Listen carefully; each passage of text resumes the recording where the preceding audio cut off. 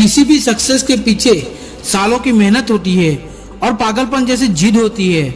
ऐसा ही पागलपन था बचपन में एक माली के बेटे का फुटबॉल को लेकर। इसके इसी पागलपन की वजह से वो एक महान फुटबॉलर बना जिसका नाम है क्रिस्टियानो रोनाल्डो, जो आज करोड़ों फुटबॉल फैन की धड़कन है।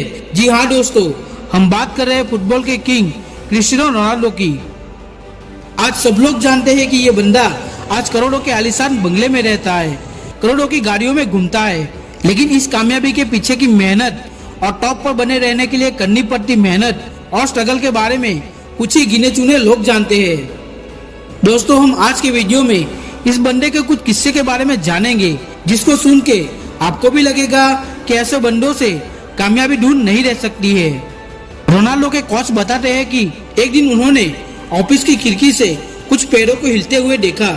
उन्हें लगा कि कोई मीडिया वाले आए होंगे, पर पूछताछ करने के बाद पता चला कि रोनाल्डो उस पैरों के बीच अकेले प्रैक्टिस कर रहे हैं ताकि अपने स्किल्स को और इम्प्रूव कर सके। जब ट्रेनिंग के बाद सारे टीम मेंबर्स चले जाते थे, तब रोनाल्डो अकेला प्रैक्टिस करता रहता था।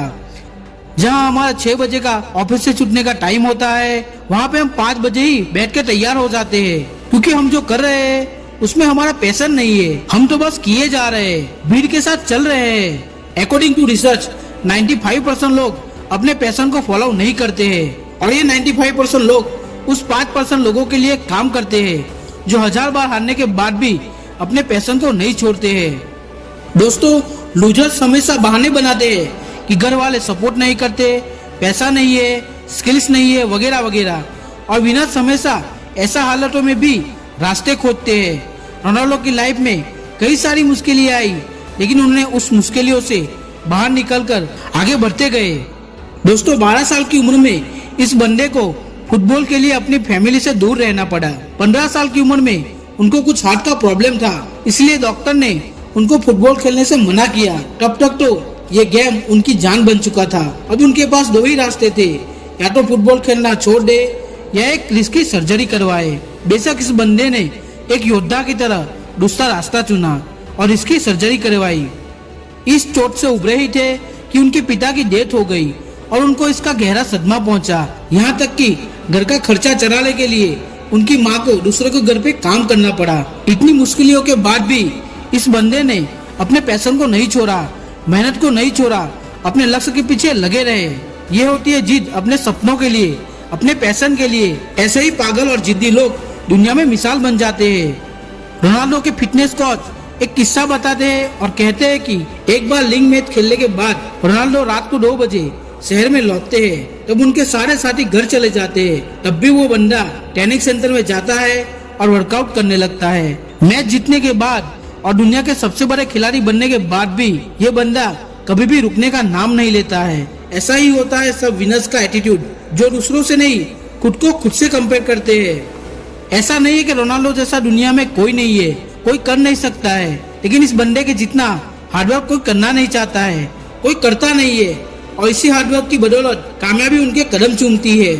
दोस्तों, नंबर 1 बनना जितना मुश्किल नहीं है, उससे कई गुना मुश्किल है नंबर 1 बने रहना। और रोनाल्डो वो हर एक मुमकिन कोशिश करते हैं जो उनको नंबर 1 बनाए रखती है।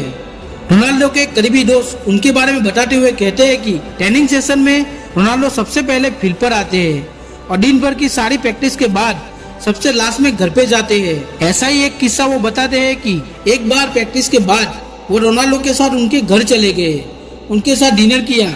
उनको लगा कि अब रोनाल्डो आराम करेंगे, लेकिन वो फुटबॉल लेके वापस प्रैक्टिस में लग गए। रोनाल्डो की वाइफ ने भी बताया कि रोनाल्डो हमेशा अपनी फील्ड में कुछ एक्स्ट्रा करना चाहते हैं, कुछ विशेष करना चाहते हैं, तब जाके वो आज इस मुकाम पे है।